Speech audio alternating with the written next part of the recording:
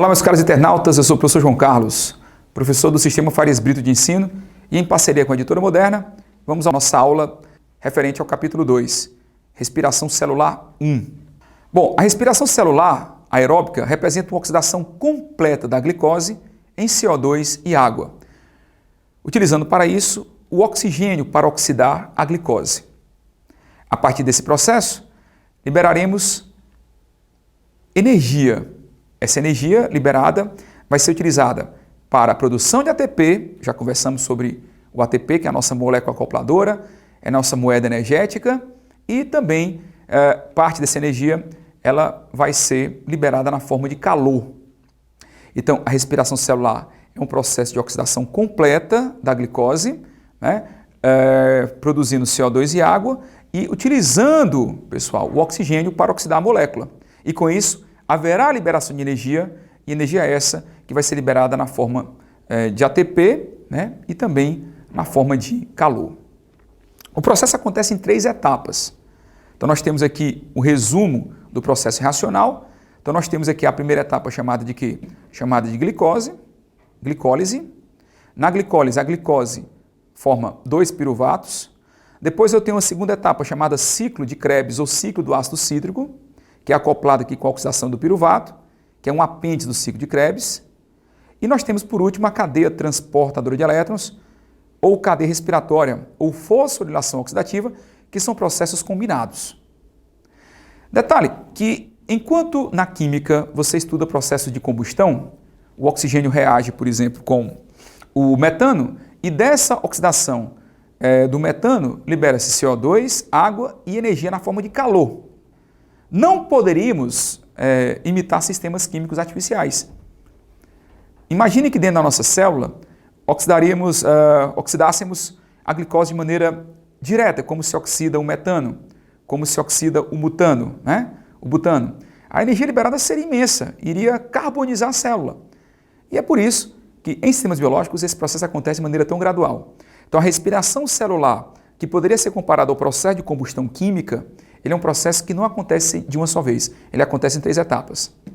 Tendo essa liberação de energia sendo feita de forma gradual para a produção de ATP e calor. Esse processo acontece tanto em células procarióticas como em células eucarióticas. Equação geral, observe, C6H12O6 mais oxigênio, liberando CO2, água e 30 ou 32 ATPs, depende do grupo de células. Então, normalmente nós temos 32 ATPs aqui. E aí, essa energia liberada para formar os ATPs, né, uma parte dela, e outra parte liberada na forma de calor.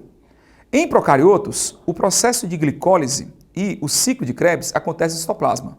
Na membrana plasmática dos procariotos, ocorre a oxidação do piruvato e a cadeia respiratória ou transportadora de elétrons.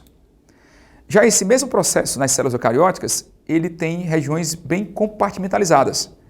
Nós temos aí, fora da mitocôndria, glicólise, e dentro da mitocôndria, nós temos aí a cadeia transportadora de elétrons, que acontece nas cristas mitocondriais, o ciclo de Krebs na matriz mitocondrial e a oxidação do piruvato, que acontece já na região da membrana interna da mitocôndria. Então, eis aqui as fases do processo, fases nos eucariotos, glicólise anaeróbia no hialoplasma, lembremos que o hialoplasma representa o coloide que preenche o citoplasma, ciclo do ácido cítrico ou ciclo de Krebs na matriz mitocondrial e a cadeia respiratória ou transportadora de elétrons nas cristas mitocondriais. Lembremos, pessoal, que a oxidação do piruvato é um apêndice do ciclo de Krebs. É claro que quando a gente fala de respiração celular, a gente fala da mitocôndria.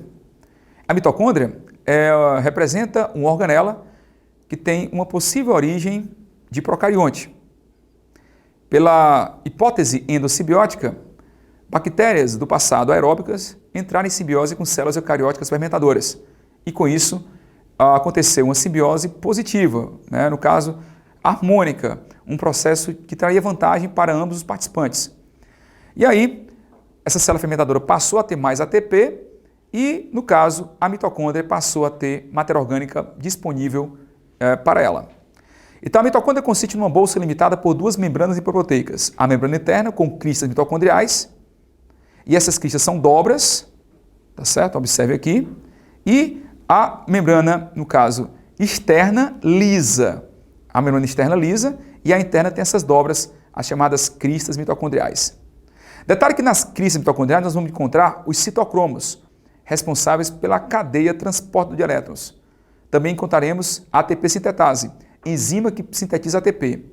Também encontraremos, dentro dessa mitocôndria, pessoal, encontraremos também a presença de desidrogenases, né, nessa parte da crista.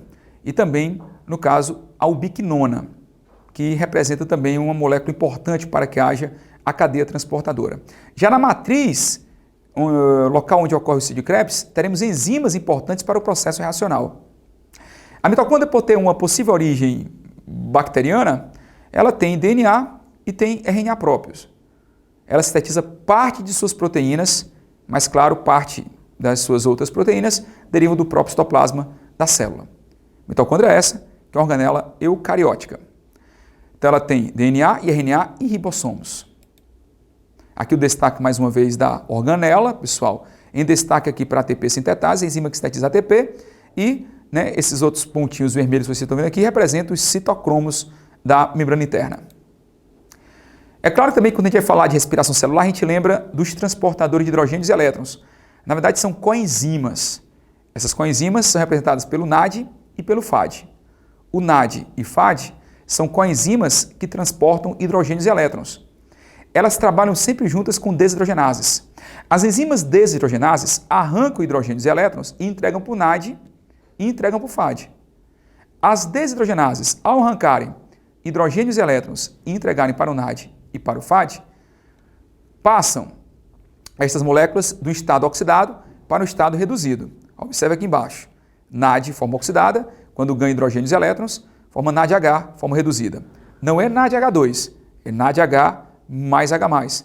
Existe um hidrogênio, um próton, na verdade, fica livre, mas ele faz parte do processo reacional inicial. Então é NAD+, forma oxidada, formando NADH, forma reduzida. E o FAD, forma oxidada, FADH2, o FADH2, ele pode ser H2, forma reduzida.